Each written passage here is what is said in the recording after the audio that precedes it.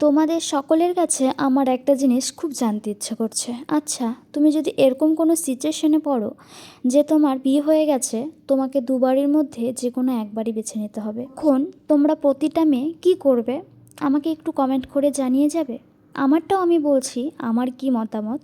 যদি কোনো শ্বশুরবাড়ি থেকে কোনো মেয়েকে বলা হয়, আচ্ছা তোমার মায়ের সাথে তোমার সম্পর্ক ত্যাগ করতে হবে, তোমার বাবার সাথে তোমার সম্পর্ক ত্যাগ করতে লাগবে, তোমার পুরো পরিবারের সাথে তোমার সম্পর্ক ত্যাগ করতে হবে যদি আমার সাথে জীবনযাপন করতে চাও, তখন তোমরা কি করবে?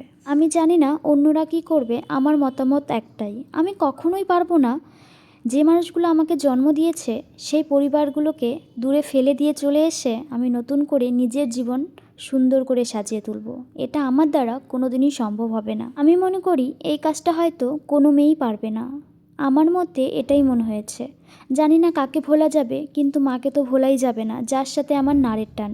কথাগুলো বলার একটাই উদ্দেশ্য, কয়েকদিন থেকে সোশ্যাল মিডিয়াতে একটা জিনিস তোমরাও হয়তো লক্ষ্য করেছো, আমি হয়তো লক্ষ্য করেছি। এরকম একটা পরিস্থিতির মধ্যে দাঁড়িয়েছিল দেবলীনা, তাই হয়তো না ছাড়তে পেরেছে নিজের বরকে, না ছেড়তে পেরেছে নিজের মাকে, তাই নিজের জীবনটাই নিজে দিতে চলেছিল। আমি বলবো নিজের জীবন কখনোই দেবেন না, হয় সেখান থেকে সরে আসবেন, না হয় তাদেরকে বুঝিয়ে দিয়ে আসবেন মা ছাড়া এই দুনিয়ায় কিছু নেই, তাই সেই মানুষটাকে ভোলা যায় না। তাই কেউ কাউকে এমন ডিসিশন নিতে বাধ্য করবেন না।